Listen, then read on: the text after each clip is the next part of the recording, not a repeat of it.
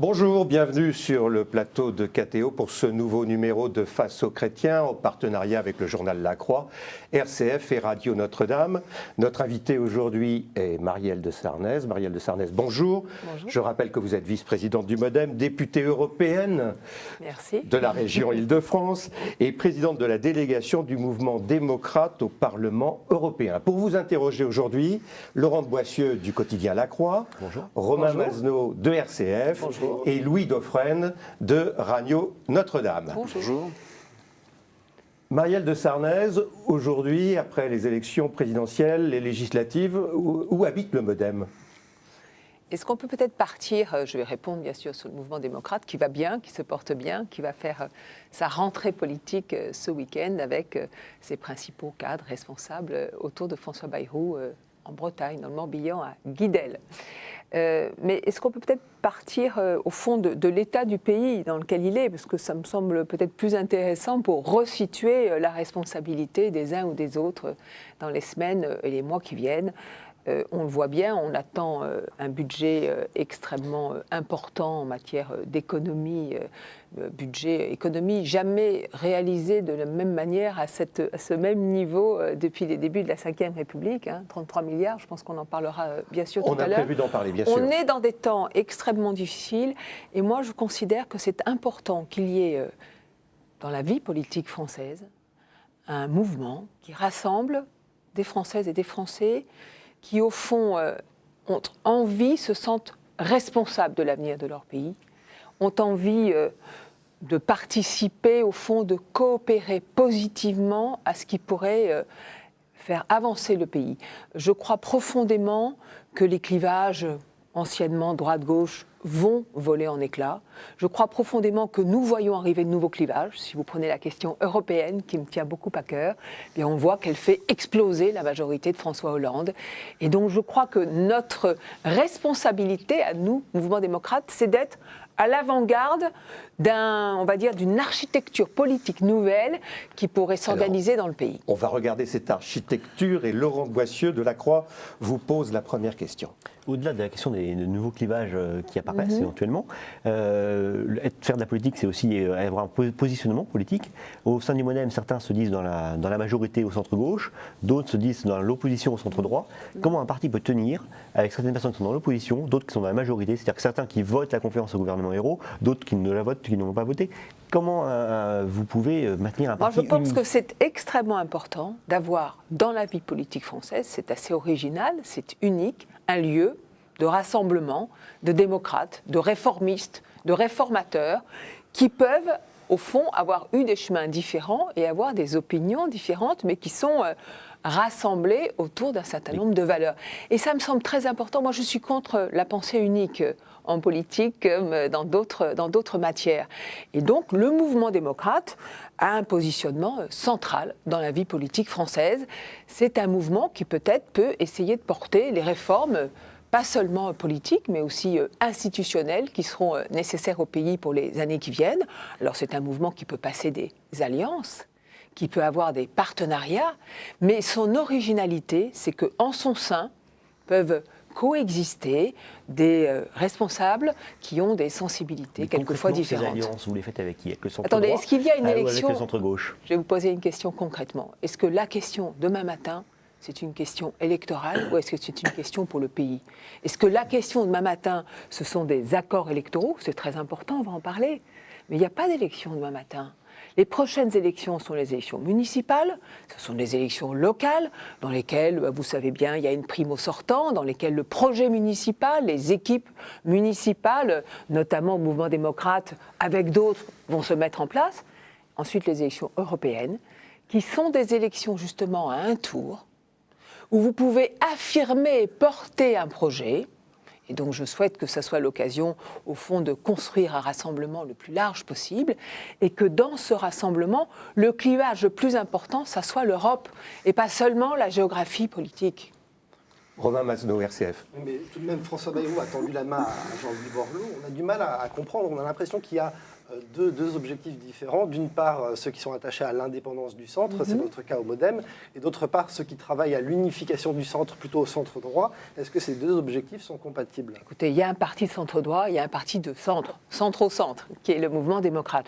Que ces deux partis se parlent, coopèrent, dialoguent, mais c'est très bien, c'est très utile, c'est tout à fait nécessaire.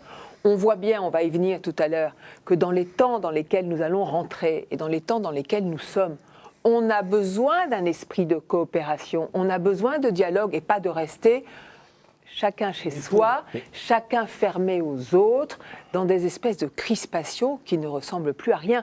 Les défis, c'est ça qui est important. Pourquoi on fait de la politique ? Vous ne parlez pas du centre-gauche, vous parlez du Pardon, centre-droit. pourquoi on fait de la politique ?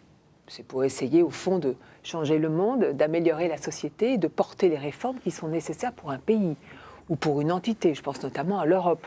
Eh bien, nous devons, évidemment, rassembler les forces qui pourront réformer le pays. Le centre-droit a sa place, le centre a sa place. Et le centre-gauche ? Vous ne parlez jamais du centre-gauche. Pourquoi ? Mais je vais vous en parler dans 4 secondes. Et le centre-gauche a sa place aussi. Si nous avons une position centrale, c'est qu'on peut parler avec ce qu'on appelle le centre-gauche et qu'on peut parler avec ce qu'on appelle le centre-droite et le centre-droit. Et vous voyez bien que ce sont des clivages nouveaux qui devraient demain opérer des rassemblements nouveaux.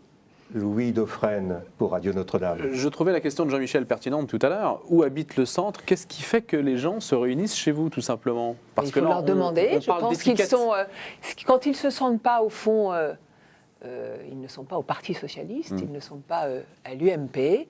Ils ont envie de quelque chose qui dépasse tout cela, qui dépasse ces clivages. En 3 raisons, les bonnes raisons d'être chez vous. Oui, bien sûr.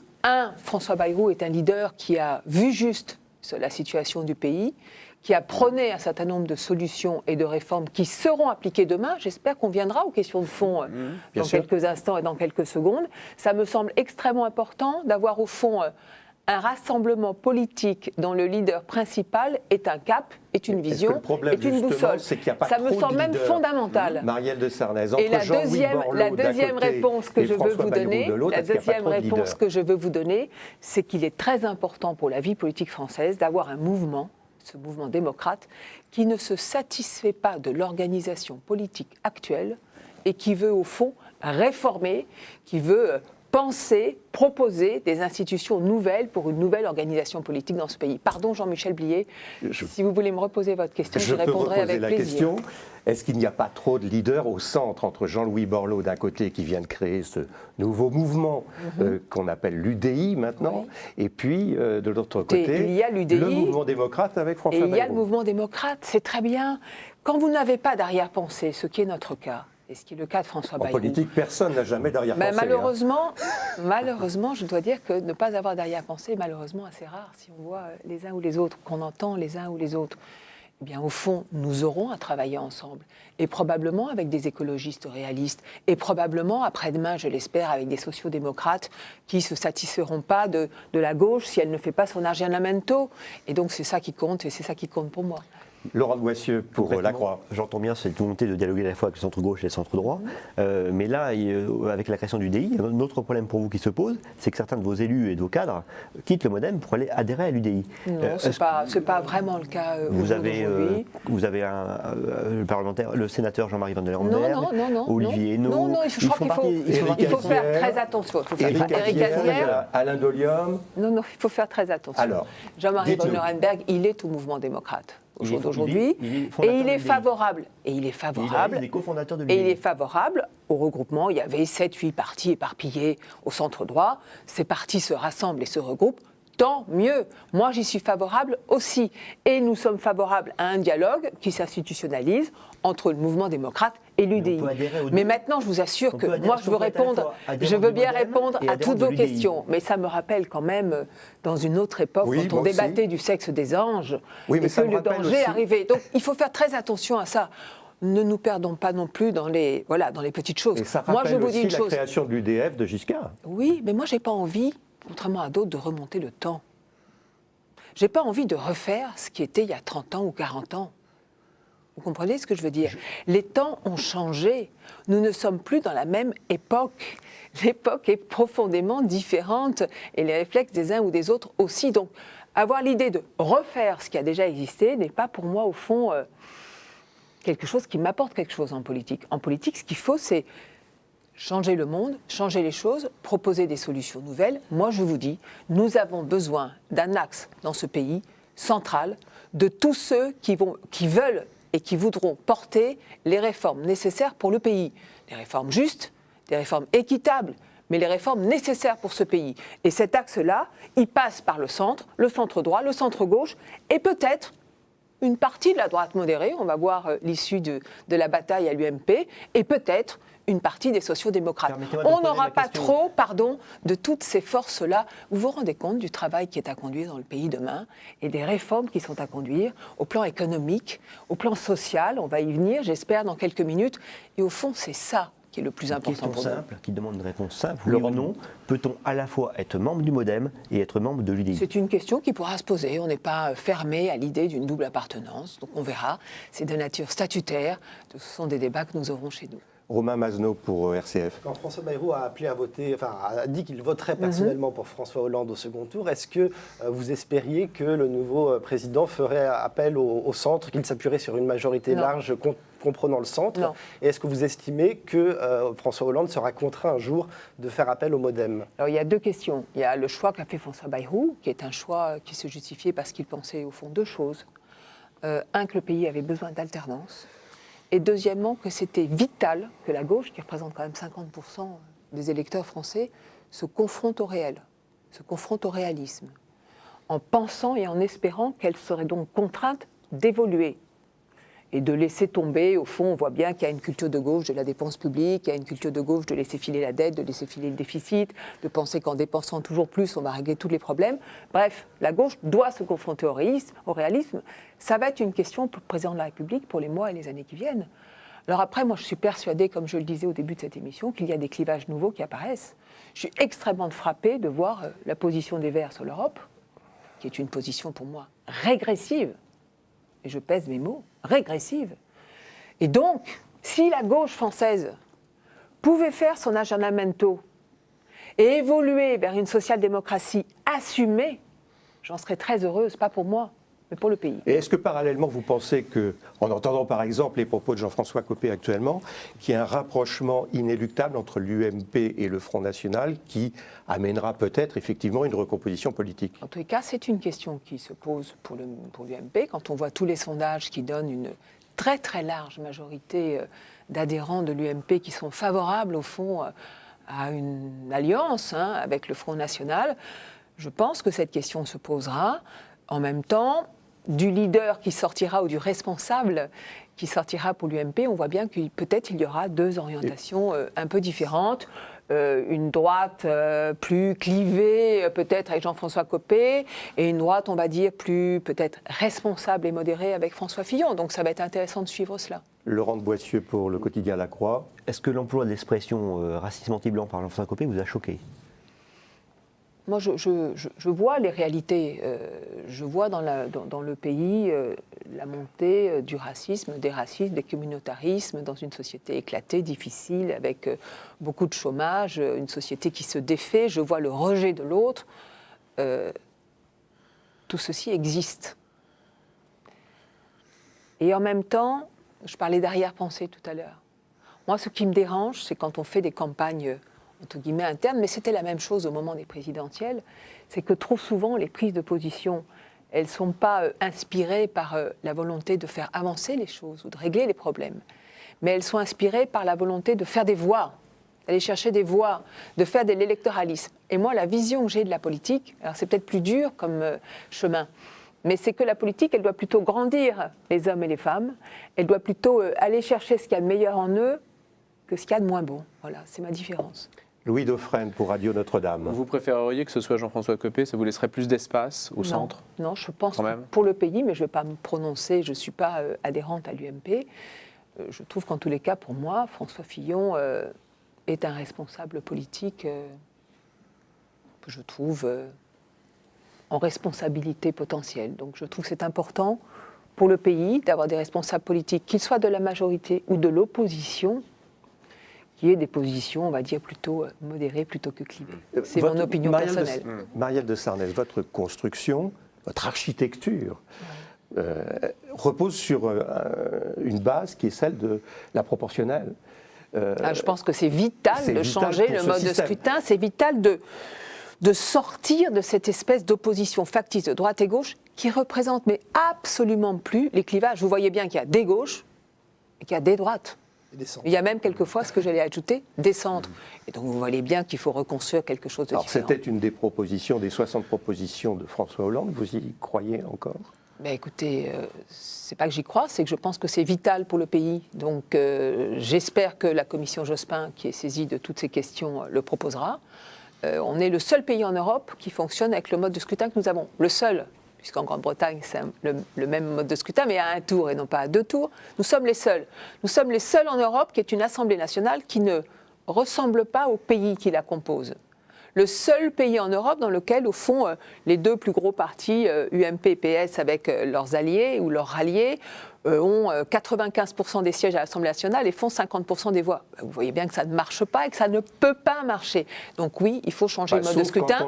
J'attends que François... Mais moi, je suis pas... La question n'est pas de négocier, la question est d'avoir le mode de scrutin juste pour avoir un pouvoir parlementaire équilibré qui représente la France, un lieu, le Parlement, où on puisse vraiment avoir des débats démocratiques et un lieu, le Parlement, je finis, où on puisse nouer et avoir des majorités d'idées, sujet par sujet. Vous allez avoir le vote sur le traité européen. Je vous fais simplement remarquer que qui va voter le traité ? L'UMP, dans sa majorité, et le PS, j'espère, dans sa majorité. Et puis vous allez bien voir que les Verts, ils vont voter contre. Donc vous voyez bien que sujet par sujet, si on les prenait, les sujets importants, et si demain il y avait des réformes importantes et que François Hollande était à ce rendez-vous, on peut imaginer des majorités d'idées dans une assemblée constructive. Mais je pense que changer le mode de scrutin accélérerait tout ça. Laurent de Boissieu, La Croix. Autre spécificité française, c'est l'élection présidentielle qui est un peu l'élection reine. Est-ce qu'un parti politique comme le MoDem doit forcément avoir un candidat à la présidentielle ? Et si oui, est-ce que ce candidat est naturellement François Bayrou ? Je pense deux choses. Je pense d'abord qu'on ne reviendra pas sur l'élection présidentielle au suffrage universel, c'est évident. Et je pense en même temps que c'est vraiment très important de rééquilibrer les pouvoirs à tous les niveaux, parce que dans un monde tellement complexe, c'est très difficile d'imaginer qu'une seule personne puisse faire les choses ou ait raison sur tout. Donc je crois qu'on doit repenser l'architecture politique. On parle d'équilibre de pouvoir, on parle de corps intermédiaires pour les syndicats. Je pense qu'on doit en parler aussi pour la politique et pour les politiques. Et je crois, moi, que je voudrais aspirer à une architecture politique qui fasse que, y compris l'opposition, se sente en responsabilité, et pas seulement en embuscade. Et n'attende pas seulement que le gouvernement se plante, mais qu'elle se sente concernée par les choix et qu'elle puisse avoir son mot à dire. Ça, c'est important. C'était le premier point. Je réponds sur le point de la question présidentielle. Est-ce que le MoDem doit avoir un candidat la prochaine fois ? C'est une question qui n'est pas très intéressante, je trouve, pour le mouvement démocrate. La réponse, en tous les cas, je pense que le centre, large, devra avoir un candidat. Et ma différence avec certains à l'UDI, elle est la suivante. Moi, je serais favorable à ce qu'il y ait, le moment venu, des élections primaires, au fond, du centre France, pour affirmer ce centre-là, du centre droit au centre gauche en passant par le centre.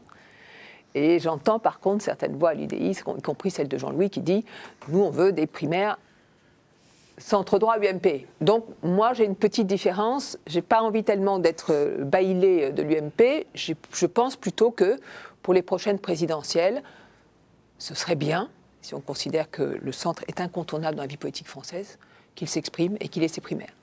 Globalement, Marielle de Sarnez, après 120 jours d'exercice du pouvoir de la gauche, comment vous percevez qualitativement, je dirais, le fonctionnement de l'État, le rôle du président de la République, du Premier ministre ? Est-ce qu'il y a un retour, j'allais dire, à la normale ?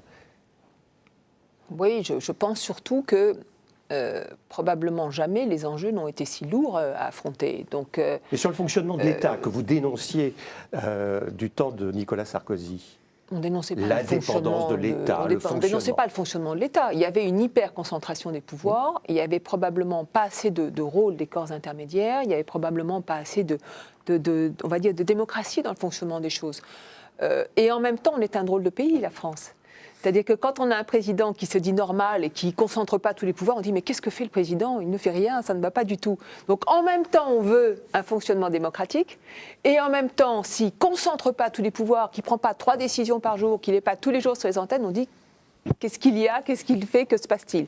Donc je comprends bien que ce n'est pas si simple que cela. En même temps, j'ai écouté François Hollande sur TF1 il y a quelque temps. S'il fait, on va voir, tout ce qu'il a annoncé ce soir-là, la ratification du traité me semble en bonne voie. Le retour aux 3%, on en parlera. On va en parler tout de pour suite. l'année prochaine, on en parlera. La réforme de notre système de santé, de la sécurité sociale, la modification de notre droit du travail. Si tout cela est au rendez-vous demain, eh bien, je dirais que ce sont des réformes qui me sembleront profitables au pays. Dernière question, Louis Dauphren. Non, c'était pour synthétiser. Bayrou l'a rêvé, Hollande l'a fait, c'est un peu ça. Hein. On va voir si François Hollande le fait, mais moi j'aurais préféré qu'on ne perde pas de temps, c'est-à-dire que la campagne présidentielle soit plus utile. Et si j'ai un regret, c'est que et François Hollande et Nicolas Sarkozy aient fait une campagne présidentielle, on va dire, un peu dans le déni de la situation difficile dans laquelle était le pays, et dans le déni des mesures forcément difficiles que les Français allaient devoir prendre. Alors, Marielle de Sarnez, nous marquons une première pause, nous y revenons dans un instant, après cette petite courte pause.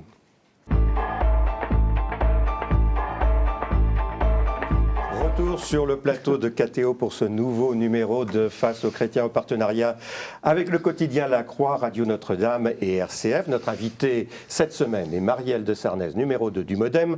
Pour vous interroger cette semaine, Laurent de Boissieu pour le quotidien La Croix, Louis Dauphren pour Radio Notre-Dame et Romain Mazenot pour RCF. Hier, on a appris qu'on avait franchi la barre des 3 millions de chômeurs en France. L'INSEE, et on va le voir sur une courbe à l'antenne, l'INSEE a publié l'indice de confiance des ménages qui n'a jamais été aussi bas. On assiste à une chute de l'ordre de 7% par rapport au mois de juin. Les Français sont très inquiets, notamment en matière d'emploi. Ce matin, Carlos Ghosn dit qu'en France, on a un problème de compétitivité. Il s'inquiète pour l'avenir de l'industrie automobile. C'est l'héritage, comme dit François Hollande? C'est l'héritage de 30 années à ce moment-là. Je veux dire, ça n'est pas que l'héritage d'hier. Simplement, si vous me demandez si, depuis que la droite a été au pouvoir, elle a réglé tous les problèmes et fait toutes les réformes nécessaires, je vous répondrai non. Et en même temps, la gauche, quand elle avait le pouvoir, il y a un certain temps, avant qu'il n'y revienne, n'avait pas non plus fait les réformes nécessaires et avait même fait quelques réformes comme les 35 heures, qui n'étaient pas forcément les meilleures, on va dire, ou les mieux inspirées pour la productivité française. Donc c'est une responsabilité pour le moins partagée de ceux qui ont gouverné le pays au moins ces 20 dernières années. Romain Mazenot pour RCF. On se souvient que le leitmotiv de François Bayrou pendant la campagne, c'était de relancer le produire en France. Alors Oui. qu'est-ce qui n'a pas encore été fait par le gouvernement et qui devrait être fait pour y parvenir? C'est un ensemble de choses. On a besoin évidemment de revenir et d'avoir une direction de retour à l'équilibre des comptes. Ça, c'est très important. Donc, on y reviendra peut-être tout à l'heure. Mais donc de viser ces 3% pour l'année prochaine, c'est absolument vital. On a besoin de stabilité. Je veux dire, ce qui porte préjudice, je pense, à la confiance, vous le savez mieux que moi, ce sont les incertitudes. C'est qu'on ne sait pas où on en est. C'est qu'on change les lois tous les jours sur tous les sujets. C'est qu'un gouvernement arrive et refait les lois que l'autre avait fait. Donc on a besoin retour à l'équilibre des comptes, avec un itinéraire vraiment fléché et avec des engagements que l'on tiendra. On a besoin d'une stabilité dans tout ce qui est du domaine législatif. On a besoin d'un soutien aux entreprises, et en particulier aux PME. On les soutiendra jamais assez. Je veux dire, la croissance et la production de richesse, ce n'est pas l'État qui peut le faire. Ce sont les entreprises, et en particulier les petites et moyennes entreprises. Et c'est pour ça que toutes les phrases ou les postures qui seraient anti-entreprise, c'est une catastrophe pour le pays. On a besoin d'un nouveau pacte social, d'un nouveau dialogue social dans les entreprises. On a besoin de davantage de flexibilité dans le travail.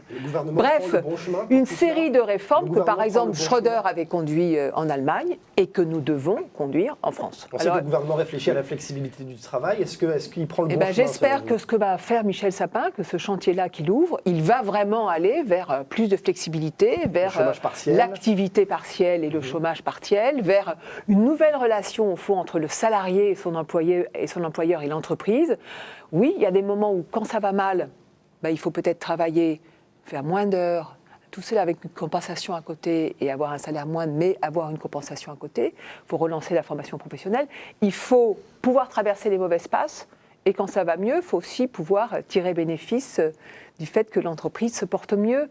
Il y a aussi la réforme de tous nos comptes de la sécurité sociale. Il y a aussi, on n'en parle plus, la réforme des retraites. Il va falloir que dans ce pays, un jour, à terme, le plus rapidement possible, peut-être, on parte plus tard. Peut-être on passe vraiment à une retraite par points, c'est-à-dire une vraie réforme qui, au fond, stabilise et fait qu'il n'y aura plus jamais de déficit sur la question des retraites. Donc on est à un moment historique où c'est la gauche qui est au pouvoir, François Hollande qui est au pouvoir, et où François Hollande doit prendre des décisions très très lourdes pour le pays. Laurent Boissieu pour Quotidien La Croix. La décision de chercher 33 milliards donc pour le déficit en faisant un tiers, ou globalement un tiers sur l'État, de dépenses en moins, un tiers sur les particuliers et un tiers sur les entreprises, ça vous paraît une bonne répartition ou est-ce que vous souhaitez une répartition différente? Moi j'aurais préféré qu'il y ait, on va dire, 50% par l'impôt ou les taxes supplémentaires et 50% d'économie. Mais quand on dit économie, parce qu'il y a un moment où faire croire qu'on va régler la question de l'équilibre budgétaire uniquement par l'impôt, c'est aussi raconter des histoires. Hein.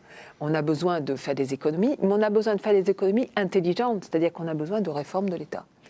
Et alors j'attends le budget, j'attends de voir ce qui va être présenté de ce point de vue-là. On a besoin d'un allègement administratif, on a besoin d'une simplification administrative, on a besoin d'une simplification territoriale, on a besoin de revoir le droit du travail. Bref, il faut plus de souplesse, moins de lourdeur, moins d'État et mieux d'État. Louis Dauphren pour Radio Notre-Dame. Moins d'État, il y a des ministères qui aujourd'hui disent qu'ils sont quand même à l'os. Hein. Si on prend la défense par exemple, ils disent que la cote d'alerte est atteinte. Alors, très bien, alors faisons une défense européenne. Je vous réponds, faisons une défense européenne. Je ne pense pas qu'on aura les moyens, nous seuls, la France, même si on a une armée formidable et si on a vraiment, c'est important, notre défense pour le plan national, eh bien évidemment qu'il faudra qu'on aille de plus en plus vers des coopérations avec un certain nombre de pays, en particulier la Grande-Bretagne, sur les questions de défense. Et qu'on n'est plus dans un monde où on peut rester isolé. Nous devons faire les choses à plusieurs, dans ce domaine-là comme dans d'autres. La souveraineté, c'est l'isolement pour vous? Je pense que la souveraineté, c'est retrouver des marges de manœuvre, c'est retrouver un poids politique. Et je pense que quelquefois, pour avoir un poids politique dans le monde, tout seul, ça ne suffit pas. C'est très important, la France. Ça a une voix dans le monde, ça porte des valeurs qui sont des valeurs universelles, c'est un pays à nul autre pareil. Et en même temps, quand vous voyez tous les grands émergents, je travaille beaucoup sur la question de la Chine au Parlement européen où je suis élue, quand vous voyez tous les grands émergents qui viennent, quand vous voyez toutes les perspectives de classement des pays à 20 ou 30 ans, eh bien vous voyez bien que nous avons besoin d'Europe et de coopération renforcée en Europe. Romain Masneau pour RCF. On reviendra peut-être sur l'Europe après, mais je voulais revenir sur le budget, sur la partie impôt. Est-ce que l'effort fiscal vous paraît justement réparti, notamment la taxe à 75%, la fameuse taxe pour les personnes qui touchent plus d'1 million d'euros? Moi, je pense qu'il fallait une réforme fiscale avec bien sûr une tranche d'impôt supplémentaire. Je pense que 75%, c'est symbolique. Je ne suis pas sûre que ce soit absolument génial. Je reviens sur le rôle de l'État et notamment on apprend aujourd'hui la fermeture des 2 hauts fourneaux à Florange. Il paraît qu'à l'heure où on parle, ça n'est pas confirmé. Mais sans doute. Manifestement, on va dans cette direction. Qu'est-ce que doit faire l'État dans cette configuration? Est-ce qu'il doit racheter pour 1 euro symbolique ce haut fourneau, essayer de trouver un repreneur? Est-ce qu'il est dans son rôle? Moi, je pense que ce qu'il faut faire, je ne suis pas une spécialiste de la sidérurgie et de l'acier.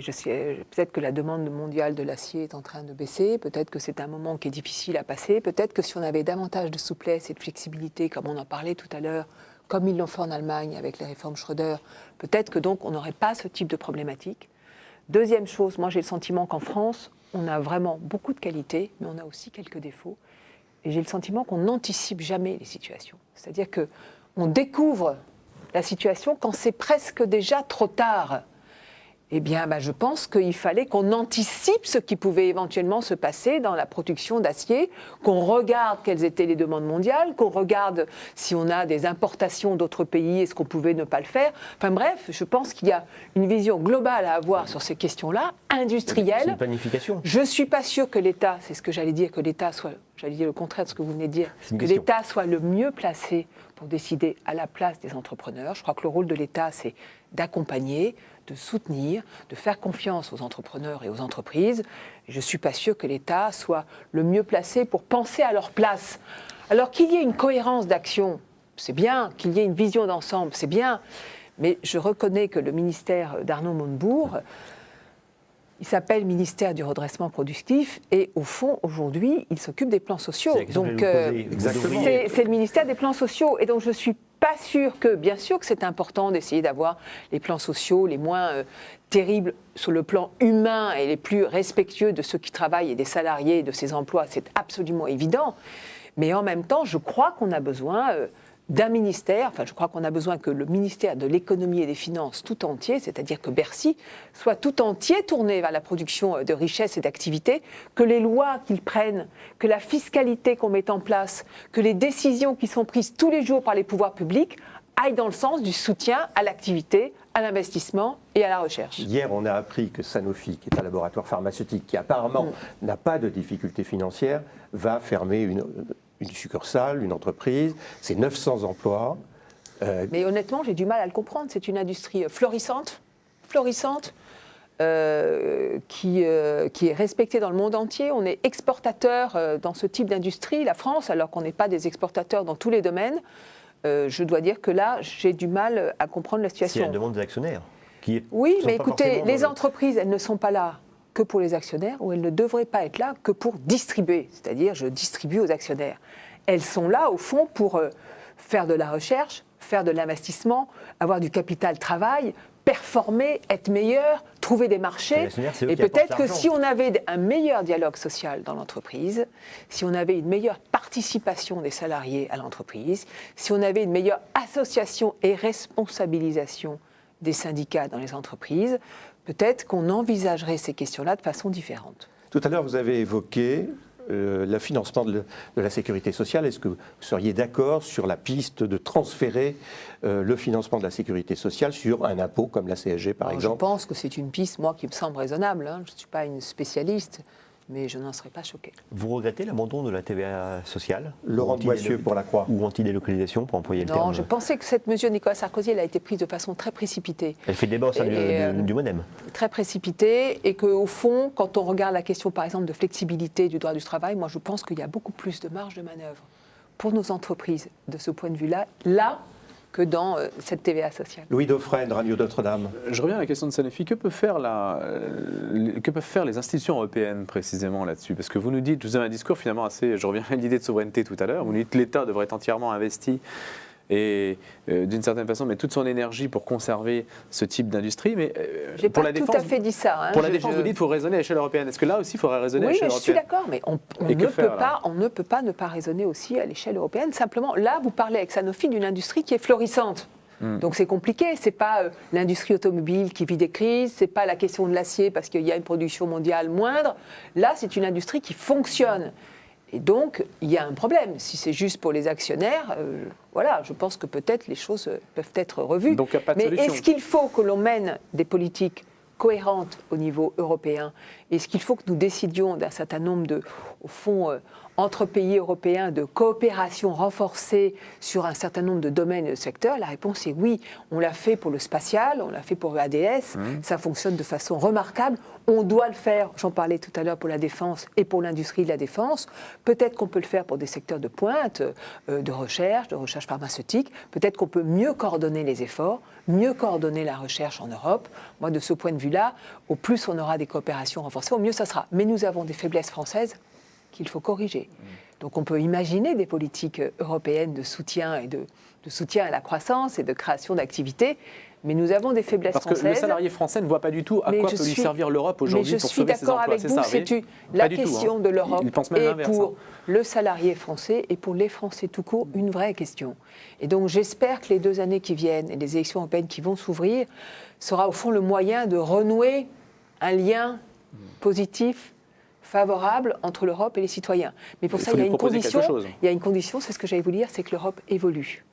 C'est qu'elle devienne plus démocratique, c'est que le citoyen ait le sentiment qu'il peut peser dans cette Europe et qu'il ait le sentiment davantage demain qu'hier que cette Europe, elle s'intéresse à des points extrêmement concrets de sa vie, ce qui n'est pas toujours le cas. Et pour le citoyen français, l'Europe, c'est même le pacte de stabilité, c'est le traité de stabilité européen, et ça veut dire soyons les honnêtes, 3%. même si l'Europe n'existait pas, je veux dire, on devrait respecter l'équilibre oui, mais de nos l'Europe budgets. nous oblige à tenir les clous des 3% l'année prochaine, et on s'inscrit dans une sorte de spirale récessive, et on peut penser que le malade va mourir guéri. Je pense qu'il y a un débat qui va naître, non pas sur les 3%, mais sur la date.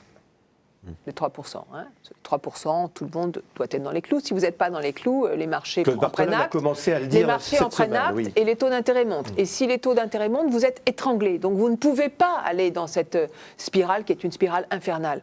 Donc je crois que c'est très important de continuer d'affirmer la trajectoire des 3%. Et après, s'il y a en Europe un débat sur, au fond, est-ce que les 3% c'est vraiment en 2013 ou est-ce que c'est juste quelques mois après? À partir du moment où chacun respecte la trajectoire et ne souhaite pas en sortir, c'est un débat qui me semble légitime. Les emplois d'avenir, le plan senior, ce sont de bonnes initiatives pour vous? J'en suis pas sûre. On verra sur le long terme. Moi, j'ai trop le souvenir au fond, de contrats aidés. C'est bien un certain temps et puis ensuite, derrière... c'est pas forcément formidable. Alors c'est bien pour celui qui en bénéficie, j'entends ça et je comprends ça. Et en même temps, je pense que c'est mieux aussi de travailler de vrais emplois, des emplois pérennes. Vous les voteriez, ces emplois d'avenir? Une partie de la droite est prête à les voter? Je les voterai peut-être comme un placebo, mais au fond, je sais que la réponse, elle ne se trouve pas là. Voilà, nous arrivons au terme de cette seconde partie et nous allons marquer notre deuxième pause.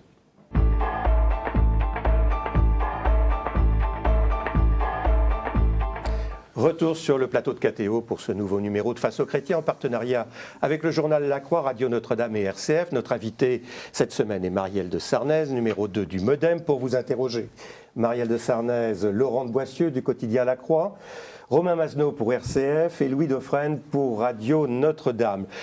Le Monde d'hier s'interrogeait, est-ce que les couples homosexuels font de bons parents? Quelle est votre opinion là-dessus? J'ai lu ce papier du Monde qui était plutôt, au fond, avec une conclusion favorable et positive, plutôt, mais enfin, bon, c'est une enquête.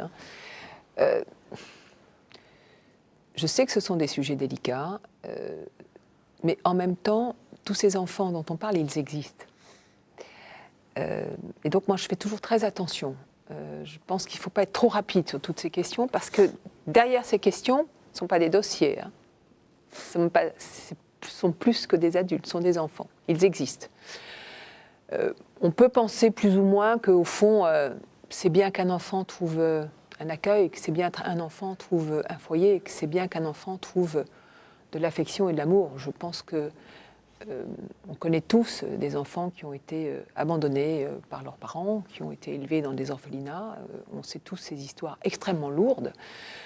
Bon, voilà, moi j'essaye d'en parler le plus humainement possible et en respectant d'ailleurs les avis des uns et des autres, parce que je comprends en même temps.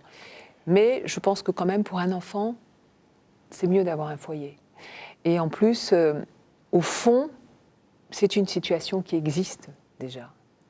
Donc je pense qu'il faut être un peu plus modéré quelquefois peut-être qu'on ne l'est. Louis Dauphren pour Radio Notre-Dame. Il y a un foyer fiscal ou un foyer précisé? Vous avez tout à fait compris ce que j'ai dit. Est-ce que François Bayrou va s'engager dans ce débat? Écoutez, François Bayrou, grosso modo, a déjà dit ce qu'il pensait sur tous ces sujets-là. Hein. Alors si on parle du mariage, il a dit que son opinion à lui, et je partage la sienne d'ailleurs, c'était qu'au fond, il devait y avoir une union civile, avec les mêmes droits et les mêmes devoirs que le mariage, mais que pour lui, le mot mariage, il était dans l'idée de le réserver plutôt au mariage traditionnel d'un homme et d'une femme, et que donc il est plutôt pour un contrat, moi aussi, comme il y a en Allemagne, qui est un contrat spécifique, on peut l'appeler union, on peut l'appeler autrement. Au-delà du Pacs. Oui, au-delà du Pacs, parce qu'il y a un certain nombre de droits qui ne sont pas encore dans le Pacs, donc approfondissant le Pacs, en fait. Nous, on l'appelle union, ça peut s'appeler autrement. En Allemagne, c'est exactement le système qu'ils ont, mais conserver le mot mariage, on va dire, pour le mariage traditionnel. Incluant la parentalité, oui, vous voyez bien, s'il y a un enfant et qu'un des deux parents décède, il faut bien que l'autre parent puisse avoir, par exemple, la garde de l'enfant et que l'enfant ne soit pas envoyé à la DAS. sont quand même des choses qui me semblent normales et humainement normales. L'Église fait entendre une voix forte sur ce sujet. Benoît XVI s'est exprimé récemment en recevant des évêques français en visite ad limina. Il n'a pas prononcé le mot, mais il a dit que le mariage et la famille en France étaient menacés et que défendre la vie et la famille n'était pas rétrograde, mais plutôt prophétique. Qu'est-ce que vous pensez de cette analyse? D'abord, visiblement, le mariage n'est pas menacé tellement en France. Est-ce que vous pensez que le pape est habilité? Je trouve ça normal qu'il intervienne sur ces sujets de société. Mais moi, je trouve ça tout à fait normal et légitime que l'Église ait une expression. L'Église, elle a quelque chose à dire sur ces questions-là et sur ces sujets-là. Et c'est bien normal. Et en même temps, je trouve ça autant normal de penser que c'est au législateur de faire la loi. Et donc l'Église, elle a son opinion et elle la donne. C'est important dans le débat qui se noue et qui arrive. Je souhaite simplement que, à tout point de vue, ce débat reste dans les bornes, qu'il reste respectueux des uns ou des autres, qu'il reste dans la tolérance et qu'on essaye d'éviter des termes qui pourraient être des termes qui blessent ou qui font du mal ou qui sont pas forcément respectueux des uns ou des autres. Et en même temps, comme je considère que l'Église est dans ce rôle de dire ce qu'elle pense des grandes questions de société et de ce qui fait le monde, je pense qu'il est du pouvoir il ressort du gouvernement et du pouvoir législatif de faire la loi. Laurent de Boissieu pour le quotidien La Croix. Vous parliez tout à l'heure de nouveau clivage. Est-ce que le clivage droite-gauche, droite-centre-gauche s'organise aujourd'hui davantage sur ces questions de société que sur les questions économiques et sociales? Non, je ne crois pas. Alors je crois vraiment que sur les questions de société, on est dans le multiclivage. Autant vous voyez bien sur l'Europe, on est dans les clivages politiques nouveaux. C'est tout à fait différent. Je pense que sur les questions de société, ce sont des choix personnels, au fond. Même quand on est un élu ou un parlementaire, on peut avoir sur ces questions-là et on doit avoir sur ces questions-là. Au fond, c'est aussi des questions que l'on va avoir avec sa conscience, le poids de sa conscience, ce que nous sommes, notre histoire, et en même temps le fait que nous sommes des responsables politiques qui devons aussi regarder les situations et essayer de trouver les meilleures réponses possibles. Dans ce type de débat de société, comment faudrait-il organiser le débat ? Est-ce qu'il faudrait aller jusqu'au référendum ? Moi, je ne pense surtout pas qu'il faille aller jusqu'au référendum sur les sujets qui sont des sujets qui clivent et qui opposent et qui divisent. Je pense franchement, quand on voit l'état de la France, quand on voit l'état de l'Europe, quand on voit l'état du monde, moi, je forme vraiment de mes vœux que la France soit la plus rassemblée possible pour faire face à tout ça. Et être la plus rassemblée possible, c'est éviter de mettre en exergue les divisions potentielles, vous voyez bien, les heurts potentiels. Donc non, je suis absolument hostile au référendum. En revanche, je crois qu'il faut que le débat ait lieu en respectant les uns et les autres, en écoutant et en s'écoutant, y compris quand les gens pensent différemment de vous. Ça me semble très important. Je pense que débat et tolérance, ce sont à mon avis ça qu'on doit appeler de nos voeux. Louis Dauphren pour Radio Notre-Dame. Alors, pas de pensée unique, puisque vous parlez de référendum, justement, il y a 20 ans, c'était le référendum sur Maastricht, 92. Ouais. Le Figaro s'est fait l'écho d'un sondage plutôt très négatif en matière d'adhésion des Français à l'Union européenne.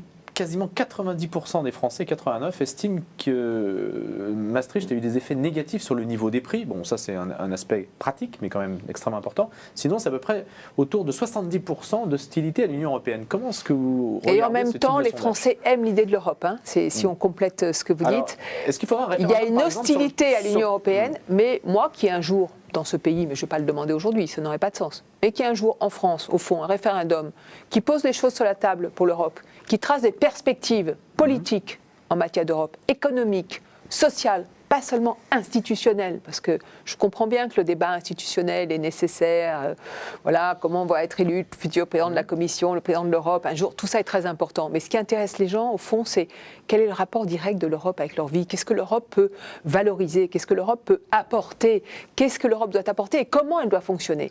Moi, qui est sur toutes ces questions-là, un jour, un référendum, pour réconcilier, en tous les cas, pour faire en sorte que le peuple français se retrouve dans la grande aventure européenne, moi je n'y serais pas défavorable.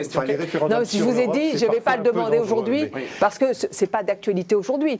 Mais si on peut un jour, au fond, avoir un texte très simple, très court, très lisible, qui donne les orientations que nous voudrions donner à l'Europe et la manière dont nous voudrions qu'elle fonctionne, c'est-à-dire avec davantage de démocratie, avec le fait que le citoyen s'y retrouve, qu'il retrouve, au fond, qu'il sache ce qui se passe, les décisions qui se prennent, ben, ça ne me choquerait pas que ça soit soumis à un référendum.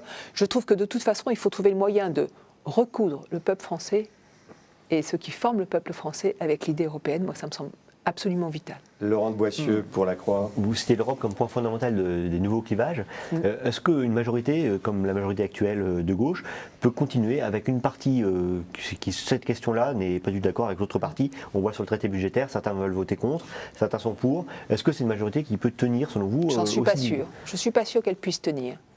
Et puis d'ailleurs, je ne suis même pas sûre que ce soit bien qu'elle puisse tenir. Peut-être qu'enfin, la gauche française peut faire son aggiornamento. Hein. Donc les écologistes, comme les gauches l'ont fait, comme la gauche allemande l'a fait. Et peut-être que la social-démocratie française peut décider de s'assumer. En tous les cas, je vois bien que cette question du traité européen, pour moi, c'est fondamental. Cette question européenne, elle est fondamentale. Et elle va créer un clivage au sein de la gauche qui aura des répercussions. Ça ne va pas passer comme ça, on ne va pas pouvoir refaire demain comme si c'était rien passé hier. En tous les cas, j'espère que ça ne va pas être l'idée des dirigeants. Donc les socialistes et les écologistes qui sont contre ce traité devraient, selon vous, quitter le gouvernement, quitter la majorité?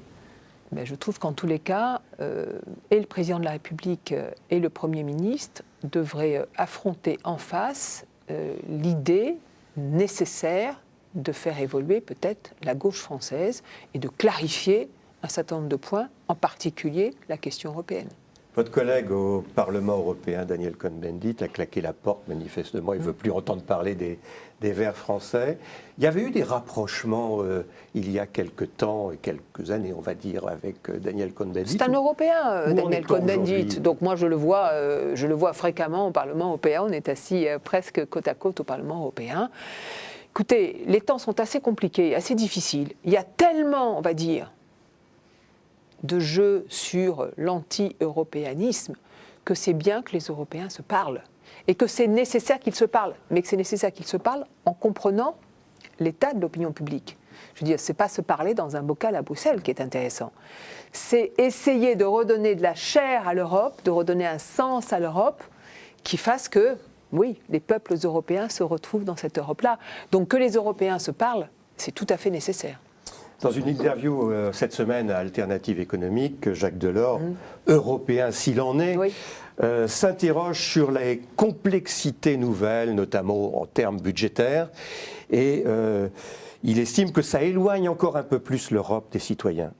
Mais c'est sûr que les citoyens ont du mal à comprendre. Alors, il parle, Jacques Delors, du six-pack, du two-pack, entre guillemets. Je n'ai pas osé le dire parce que... Je vous le dis, voilà. Voilà. Ça veut dire quoi? Ce sont des projets de loi législatifs qui ont été votés et adoptés par le Parlement européen et qui sont en fait maintenant, qui vont être dans le traité qu'on appelle de consolidation budgétaire, on va dire, pour aller vite, qui va être soumis à ratification prochainement. Donc, ce sont des textes qui demandent plus de discipline budgétaire. Et vous voudriez que les citoyens comprennent ça? Mais c'est bien pour ça que je vous dis que je sais, moi, je fais la loi européenne. Alors, quelquefois, les sondages sont un peu injuste parce que l'Europe fait des choses positives, mais je pense que c'est bien de se poser cette question de, au fond, à 20 ans, comment on rêverait cette Europe? Qu'est-ce qu'elle doit faire pour que les peuples se sentent en même temps, pour le peuple français et autant européen? Et justement, aujourd'hui, les peuples, Laurent de Boissieu. On le voit en Grèce, en Espagne, aujourd'hui, et ça parce que tout à l'heure Jean-Michel Billier, pour aujourd'hui, pour les peuples, pour beaucoup de peuples, Europe égale austérité. Europe égale austérité, il faut du sérieux budgétaire. Et si le sérieux budgétaire est la condition de la solidarité, alors c'est un sérieux budgétaire positif. Et moi, je vous dis simplement que sans sérieux budgétaire, alors après, il faut peut-être négocier, peut-être laisser davantage de temps aux uns et aux autres, peut-être arrêter de prêter l'argent à des taux absolument étourdissants alors que les pays sont déjà en difficulté. Je trouve que de ce point de vue-là, Mario Draghi fait plutôt bien son travail et que la BCE se positionne plutôt bien. Mais ça ne peut aller que si en même temps de la solidarité. On a besoin des deux choses à la fois, des deux piliers en même temps. Sérieux pour qu'il y ait de la solidarité. Sans ça, ça ne sert à rien de faire l'Europe, si c'est chacun pour soi. Merci Marielle de Merci Sarnez. à vous. C'est la fin de ce numéro de Face aux chrétiens sur KTO, en collaboration avec La Croix, Radio Notre-Dame et RCF. La semaine prochaine, eh bien, nous recevrons Hervé Morin, Quelle chance, président Hervé. du Nouveau Centre. Et donc, C'est on bien. va continuer Voilà. la semaine prochaine. Revenez nous voir.